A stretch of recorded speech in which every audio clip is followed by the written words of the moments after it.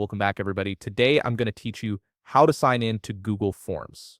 Whether you're creating surveys, collecting feedback, or managing event registrations, accessing Google Forms is the first step to building powerful forms that can streamline your workflow. Let's walk through the simple process of getting signed in. First, open your web browser. This could be Chrome, Firefox, Safari, or any browser you prefer. Once your browser is open, navigate to the address bar at the top and type in forms.google.com, hit enter, and you'll be directed to the Google Forms homepage. This is your gateway to creating and managing all your forms in one centralized location. When the page loads, you'll be prompted to sign in with your Google account. Look for the field where it asks for your email or phone number. This is where you'll enter the credentials associated with your Google account. Type in either your Gmail address or the phone number you use to set up your account. Make sure you enter it correctly to avoid any login issues. Once you've entered your email or phone, click on the Next button to proceed to the next step. After clicking Next, Google will verify your email or phone